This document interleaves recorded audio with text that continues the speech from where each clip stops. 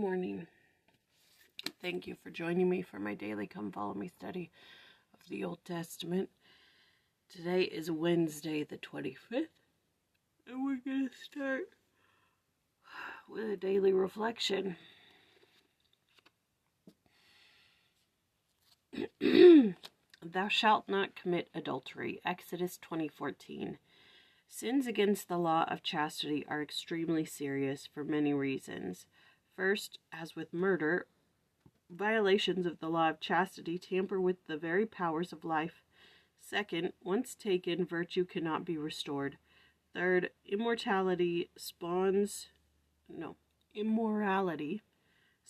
a whole host of fellow travelers. Feelings of inadequacy, feelings of betrayal, feelings of jealousy, a loss of hope, and so on.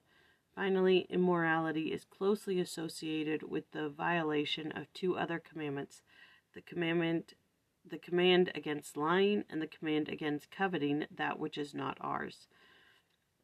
History teaches us that the sobering lesson that nations who have allowed their moral standards to decline to the point where immorality prevails are nations that crumble eventually beneath the weight of their own iniquity.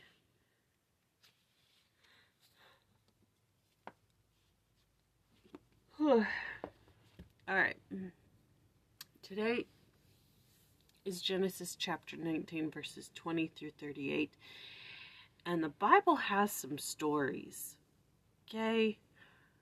Some very interesting, questionable stories. Now,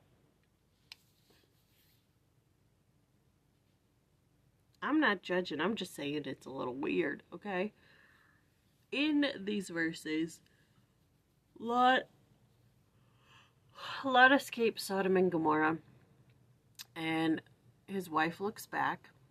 She turns into a pillar of salt, and he's hiding at a town.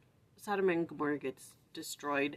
Abraham sees the smoke. The Lord tells him that Lot escaped. It's all good. Don't you worry.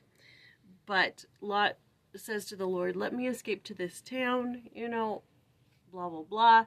And then he does escape to the town, and then later he's like, well, let me just live in the caves of the mountains. It'll be fine.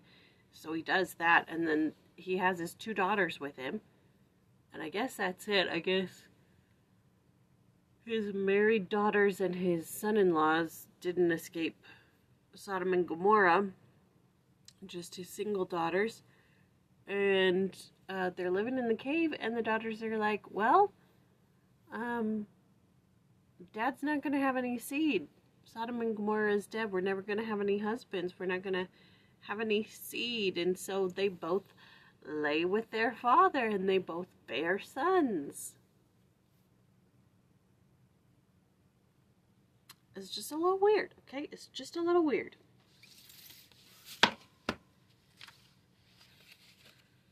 Let's see.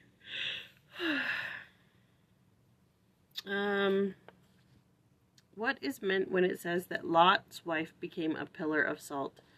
Elder Bruce R. McConkie gave insight when he wrote, Luke 17:32, look not back to Sodom and the wealth and luxury you are leaving. Stay not in the burning house, in the hope of salvaging your treasures, lest the flame destroy you, but flee to the mountains. Luke 17:33, seek temporal things and lose eternal life. Sacrifice the things of this life and gain eternal life.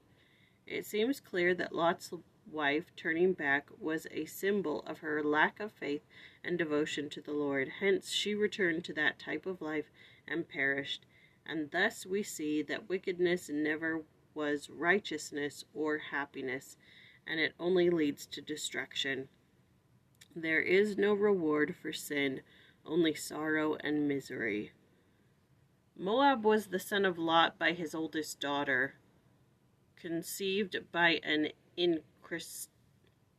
incestuous union, unbeknownst to the sedated and sleeping Lot. Out of this happening arose the culture of the Moabites and the Ammonites, peoples who constantly warred with the Israelites. Most often cited episode concerning conflict with the Moabites is the campaign of Barak, king of the Moabites, to bring down a curse upon the Israelites. So on and so forth. It's like a whole page talking about the Moabites.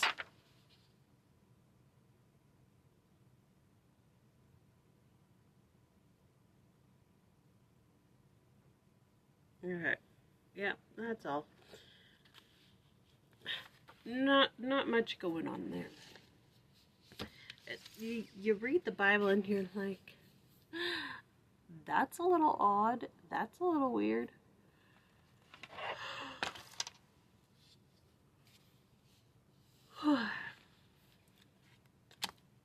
Alright, it's the 25th. Lord, teach us to work with love, knowing that work is love made visible. Teach us to weave the cloth with threads drawn from our heart, even as if you, our beloved, were to wear that cloth.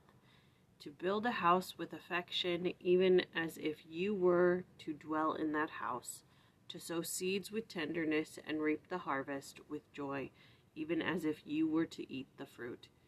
To charge all things we fashion with a breath of our own spirit, and to know that all the blessed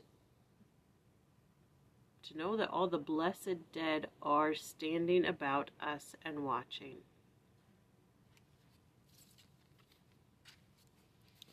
Okay, that was Genesis chapter 19, verses 20 through 38. And tomorrow we do Genesis chapter 20. Ooh. Oh. I definitely did not have a long enough break from work. Definitely didn't get enough sleep. But we're so close to the weekend. We could do it. Right? We could do it. We could do it. Alright. We'll see you tomorrow.